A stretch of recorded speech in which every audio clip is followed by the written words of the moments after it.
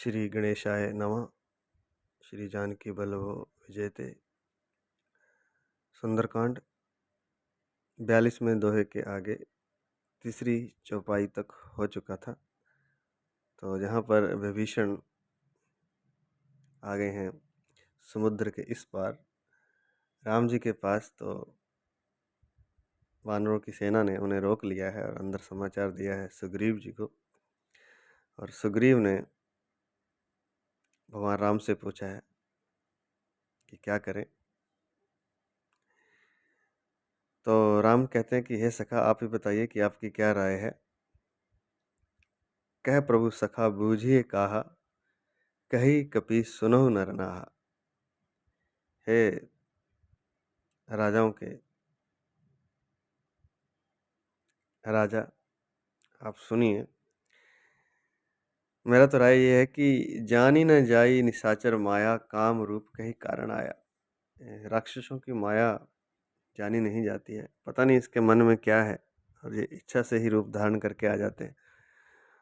कौन है पता नहीं, विभीषण ही है या कोई और है, या रावण आया है विभीषण का रूप धारण करके, कुछ पता नहीं है। और इनकी माया बड़ी जानी नहीं जाती है। ना ही इनके मन की इच्छा का पता चलता है, ना ही इनके रूप का पता चलता है। काम रूप हैं, छली हैं ये, अपनी इच्छा अनुसार रूप धारण कर लेते हैं। काम रूप कहीं कारण आया, नहीं पता किस कारण से आया है। आगे कहते हैं सुग्रीव भेद हमार लेन सठ आवा, राखिए बांधी मोहि असभावा।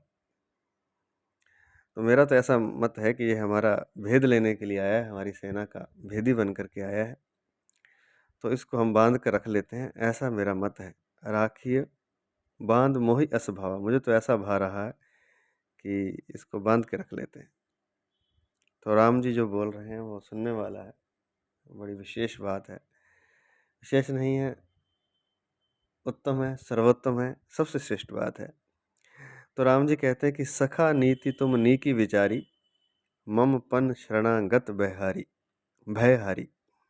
हे सखा, नीति तो तुमने बहुत अच्छी विचारी है। नीति के हिसाब से तो तुम्हारी बात बिल्कुल ठीक है कि शत्रु को अपने जो खेमे में आया है उसको बांध कर रखना चाहिए, उसको अपना भेद नहीं देना चाहिए। नीति के हिसाब से बहुत अच्छा है, लेकिन अध्यात्म के हिसाब से या मेरा ऐसा एक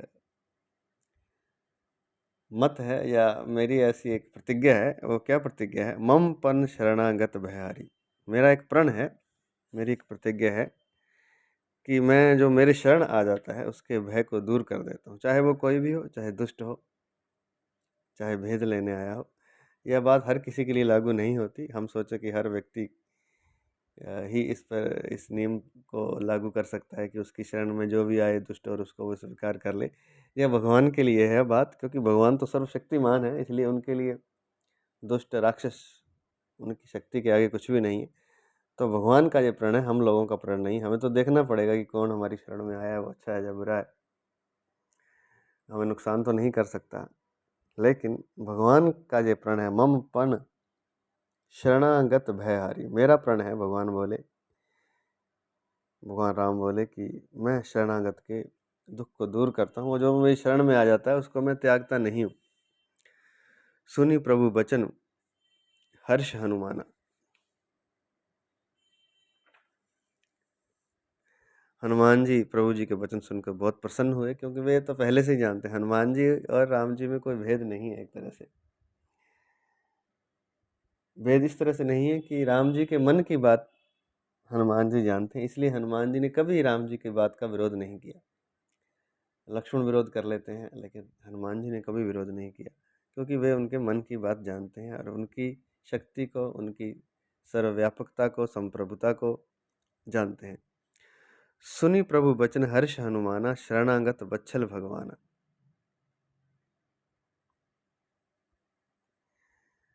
कि भगवान तो शरणागत वत्सल हैं, अर्थात उस पर दया करने वाले हैं। ये तो राम जी का स्वभाव है, ऐसा हनुमान जी ने जाना। और जब राम जी ने अपने मुख से यह कह भी दिया, अपने वचनों से, तब हनुमान जी को बड़ा हर्ष हुआ।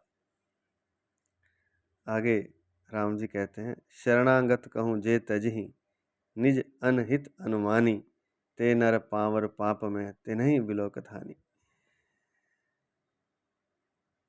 शरणागत को कोई त्याग देता है अगर अपना अहित का अनुमान करके, हित अनहित का अनुमान करके। ते नर पावर पाप में, वे क्षुद्र हैं और वे मनुष्य पापमय हैं, उनको देखने से भी पाप लगता है। तिन्हीं बिलोकत हानि, उनको देखने से भी पाप लगता है। तो अगर हम अपना कहते हैं कि जो मनुष्य अपना हित अनहित देखता है और शरणागत की रक्षा नहीं करता है, तो वह मनुष्य शुद्र है, पापमय है, पापी है, उसको देखने से भी पाप लगता है। तो आज के कलयुग में यह है।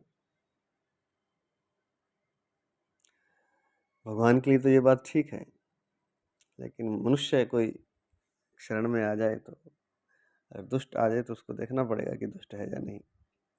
नुकसान तो नहीं कर सकता कोई, तो हर किसी को शरण में नहीं लिया जा सकता, खासकर इस समय, इस युग में।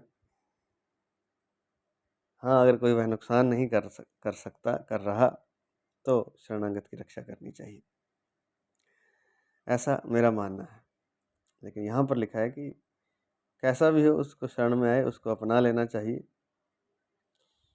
यह सत्य युग और त्रेता युग की बातें हैं, उस समय यह ठीक था। लेकिन आज अगर हम किसी को अपना लेंगे और हमें नुकसान कर जाए, हम उसे अपने घर में रख लें, अपनी शरण में रख लें, तो शायद मुश्किल होगी। तो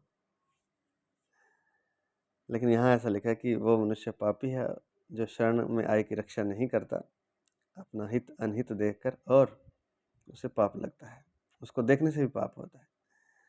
भगवान आगे कहते हैं अपने बारे में, कोटि विप्र वद लाग ही जाहु, आए शरण तजी नहीं ताहु।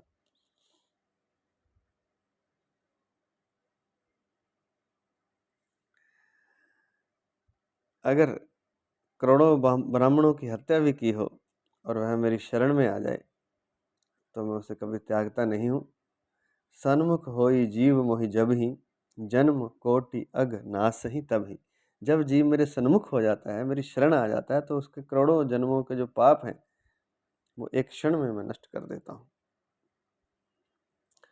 यह बड़ा प्रसिद्ध दोहा है, और भगवान की जो शरणागत वत्सलता है, जो शरणागत के प्रति भगवान का प्रण है, उसको यह दर्शाती है बात।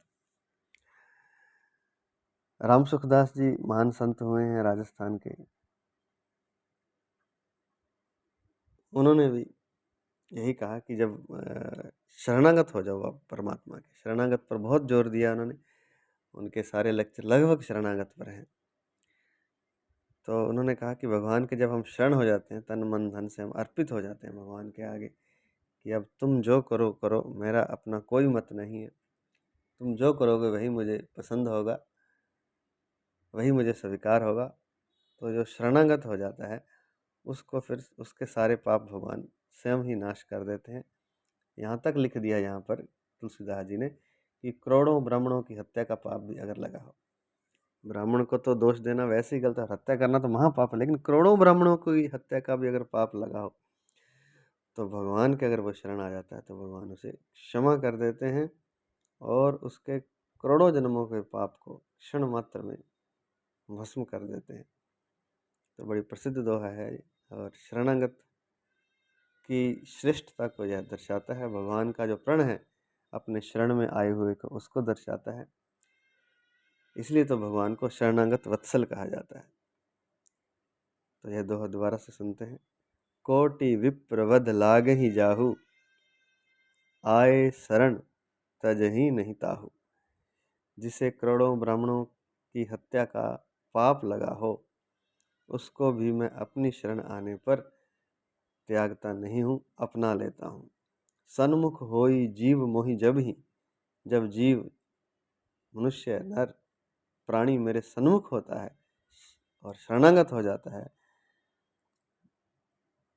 जन्म कोटि अग नाश ही तभी, उसके करोड़ों जन्मों के पाप उसी समय नष्ट हो जाते हैं जब जीव मेरे सन्मुख होता है। आगे कहते हैं राम जी, पापवंत कर सहज स्वभाव, भजन मोर तही भाव न काओ। तो पापी का एक स्वभाव होता है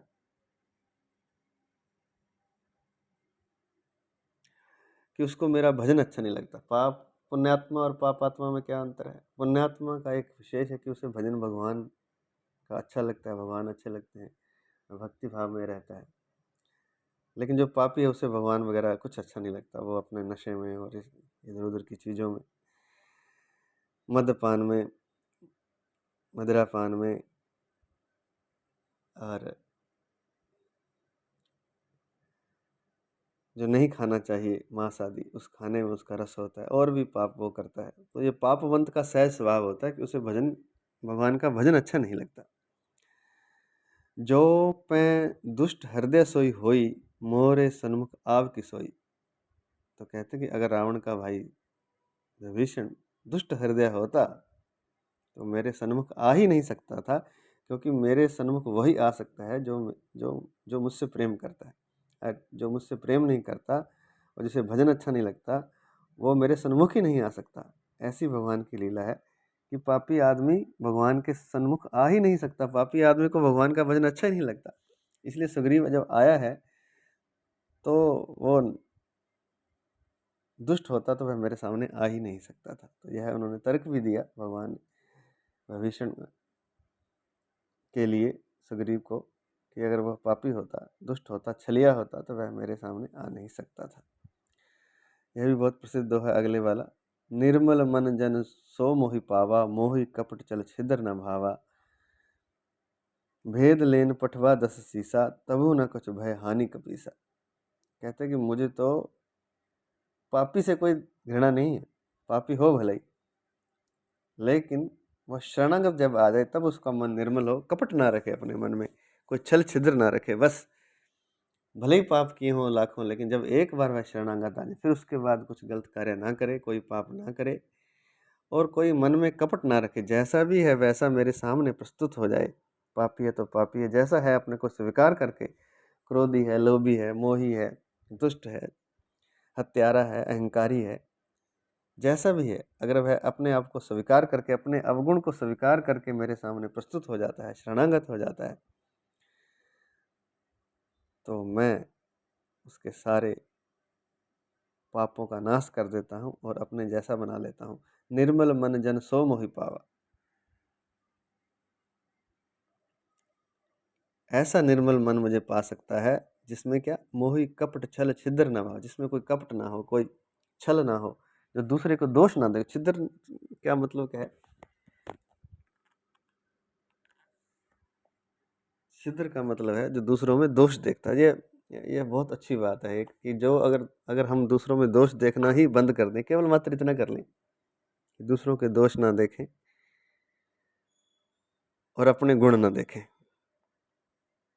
दूसरों के दोष ना देखें, अपने गुण ना देखें, और दूसरों के गुण देखें और अपने दोष देखें, ये इतनी सी बात अगर हम कर लें तो भी हमारा मन निर्मल हो जाएगा। तो यहाँ तो दो चीज़ें और बता दी हैं। कपट भी ना रखें मन में, मतलब जो चीज जो है, जैसा है वैसा ही आगे प्रस्तुत कर देना, यह है कपट नहीं रखना। जैसा भीतर है वैसा ही बाहर अपने गुरु के सामने या परमात्मा के सामने या मित्र के सामने अपने आप को प्रकट कर देना, यह है कपट रहित होना।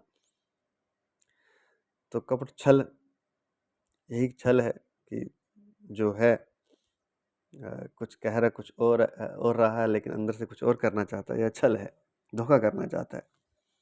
ऊपर से मीठी बातें कर रहा है, भीतर से धोखा करना चाहता है। तो ऐसा है। तो निर्मल मन सो मोहि पावा, मोहि कपट छल छिद्र न भावा। भेद लेन पठवा दस सीसा। अगर रावण ने भेद लेने भी भेजा है भविष्य को तो भी हानि नहीं है। तबु न कछु भय हानि कपीसा। हे सुग्रीव, हे कपीस, कपिराज सुग्रीव, तब भी कोई हानि नहीं है। जग क्यों नहीं हानि? जग महु सखा निशाचर जेते, लक्ष्मण हनई निमिष महु तेते। हे सखा, जितने भी जग में राक्षस हैं इस संसार में, इस पृथ्वी पर, लक्ष्मण जी उसे एक क्षण में नष्ट कर सकते हैं। ये तो हम लीला, कहने का तात्पर्य है कि भगवान का, कि हम तो लीला के हिसाब से चल रहे हैं, लीला कर रहे हैं, मनुष्य रूप में आए तो मनुष्य की मर्यादा को ध्यान में रखते हुए युद्ध कर रहे हैं, सारी चीज़ें कर रहे हैं। लेकिन अगर खाली लक्ष्मण की जी की शक्ति का ही अनुमान किया जाए तो वे क्षण में सारे राक्षसों का वध एक क्षण में कर सकते हैं। हमें किसी सेना की, किसी वानर सेना की, किसी की ज़रूरत नहीं है, लेकिन एक दुनिया को शिक्षा देने के लिए एक लीला रूप में, नर रूप में आए हैं, तो हम जो-जो मर्यादा हैं, उनको मर्यादाओं को मानते हुए चल रहे हैं और आगे वाले समाज के लिए एक संदेश छोड़ते हुए जा रहे हैं कि अगर ऐसी कोई विपरीत परिस्थितियाँ होती हैं, तो हमें कैसे करना चाहिए, क्या करना चाहिए, सबका सहयोग लेना चाहिए। तो कहते हैं कि ऐसी बात नहीं है, लक्ष्मण ही सारे राक्षसों का एक क्षण में वध कर सकते हैं, इसलिए डरने की बात नहीं। जो सभीत आवा शरण आई, राखी हूँ ताहि प्राण की नाई। अगर वह मेरे शरण आ गया भयभीत होकर, तो मैं उसको प्राणों के समान रखूँगा, अर्थात जिस तरह हम अपने प्राणों की रक्षा करते हैं, वैसे मैं विभीषण की रक्षा करूँगा।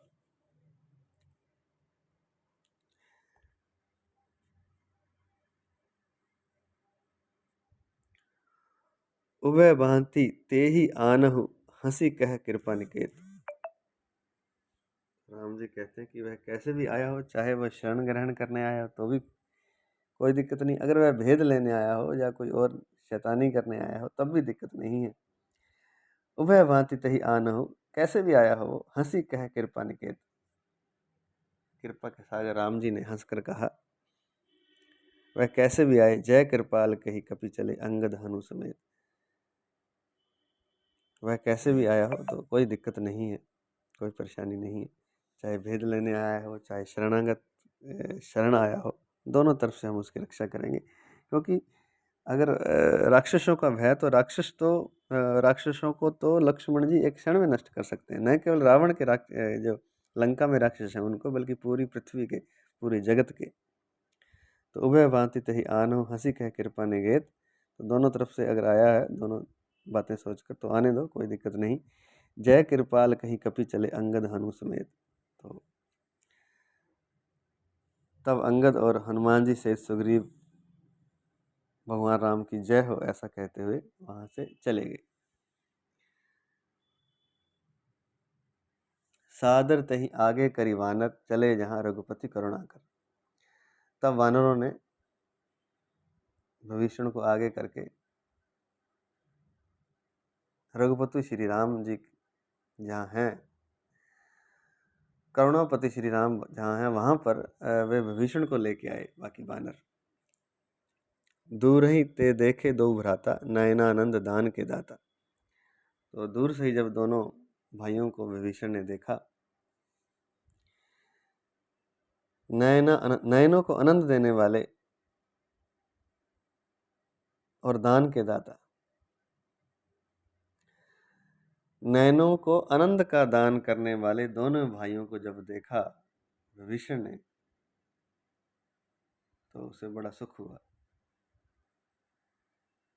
भगवान का जो दर्शन है वह आंखों को सुख देने वाला है, वह आनंद देने वाला है। भगवान के दर्शन मात्र से ही व्यक्ति उस आनंद स्थिति में पहुंच जाता है जिसके लिए योगी जन तपस्या करते हैं। बहुरी राम छवि धाम बिलोकी, रेहु ठठकी इक टक पल रोकी। और फिर राम जी की शोभा को देख करके विभीषण एक क्षण रुक कर रह गया, स्तब्ध होकर खड़ा रह गया, ठिठक कर रह गया। क्योंकि वो जो राम जी की छवि है ना, वो बड़ी आनंद देने वाली है और इतनी सुंदरता है कि उसको देख के व्यक्ति अपनी होश खो देता है। ऐसा ही कृष्ण भगवान के बारे में कहा जाता है।